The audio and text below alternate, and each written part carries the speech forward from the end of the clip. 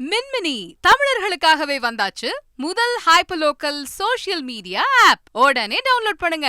பாரதிய ஜனதா கட்சியிலிருந்து பேராசிரியர் திரு ராமசீனிவாசன் நம்மோடு இணைகிறார். வணக்கம் சார். இந்த முறையும் ஆளுநருடைய தேநீர் விருந்தை கட்சியினர் புறக்கணிக்கிறாங்க. கம்யூனிஸ்ட் கட்சி புறக்கணிக்கிறது, காங்கிரஸ் புறக்கணிக்கிறது, அவங்க கூட்டணியில் இருக்கக்கூடிய கட்சிகள் புறக்கணிக்க வாய்ப்பு இருக்கிறது. முதல்ல இதை எப்படி பார்க்குறீங்க?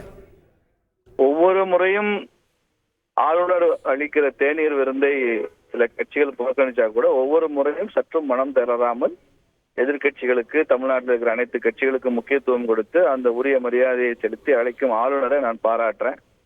இதை அவர் தொடர்ந்து அவர் செய்து கொண்டிருப்பது எனக்கு மகிழ்ச்சியாகவும் ஆச்சரியமாகவும் கூட இருக்கு.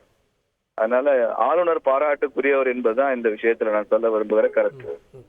கடந்த முறை இதே கேள்வியை திரு அண்ணாமலை அவர்கிட்ட முன் வச்சப்போ டீ செலவு மிச்சங்கண்ணா அப்படின்னு சொன்னார்.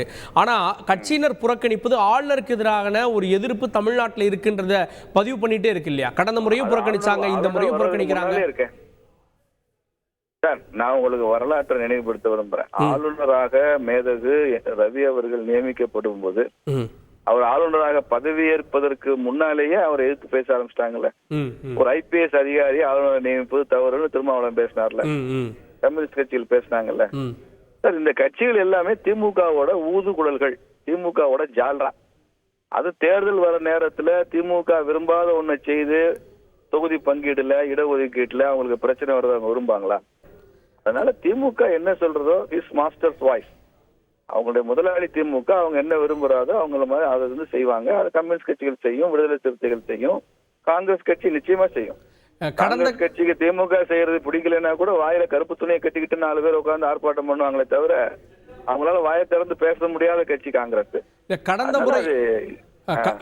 கடந்த முறை இதே போல பல கோரிக்கைகளை முன் வச்சப்போ அப்போ வந்து மசோதாக்கள் நிலுவையில் இருந்தது. அதில் ஒரு காரணம் இருந்தது. ஆனால் இந்த முறை அவர் வந்து தொடர்ந்து சர்ச்சையாக பேசுகிறார், வரலாற்றை திரிக்கிறார், சித்தாந்த மோதலை ஏற்படுத்துகிறார். தனி நபராக ஒரு சித்தாந்தத்தை கொண்டு வந்து அந்த போஸ்டிங்கில் உட்காந்துட்டு அவர் பேசுறத பிரச்சனையா பார்க்குறாங்களா? இல்லைங்க, இப்ப வந்து தேநீருக்கு அழைப்பது என்ன கான்டெக்ட்ல? சித்தாந்தத்தை பத்தி பேசுவோம் வாங்கன்னு அழைக்கலையே ஆளுநர். குடியரசு தினத்துக்கு தானே அழைக்கிறாரு. அதுக்கு போறதுக்கு என்ன சார்? தேசம் வேறு, கொள்கை வேறு, நமது நடவடிக்கைகள் வேறு இல்ல. இப்ப எங்க ஊர்ல நான் இருக்கிற இடங்கள்ல திமுக காரரு கட்சி கல்யாணத்துக்கு கூப்பிடுறாரு, நான் போறேனே. அவங்க நல்லது கெட்டதை கலந்துக்கிறோமே. அது மாதிரி பிஜேபி காரங்க திமுக காரங்களையும் உறவினர்கள் இருக்காங்க, கட்சியில நிர்வாகிகள் இருக்காங்க, கூப்பிடுறாங்க, அவங்களும் வர்றாங்களே.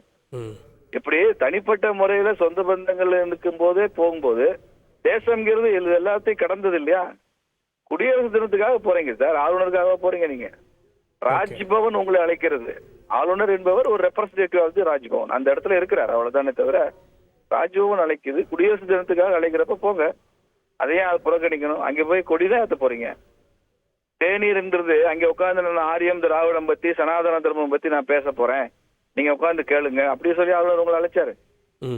கொடியேற்றிட்டு வர்றதுக்கு என்ன சார்? நீங்க குடியரசு தினத்தை புறக்கணிக்கிறீங்க, ஆளுநரை புறக்கணிக்கல, தேசிய கொடியை புறக்கணிக்கிறீங்க. அப்படித்தான் நாங்க எடுத்துக்கோம். மின்மினி தமிழர்களுக்காகவே வந்தாச்சு முதல் hyper local social media app. உடனே டவுன்லோட் பண்ணுங்க.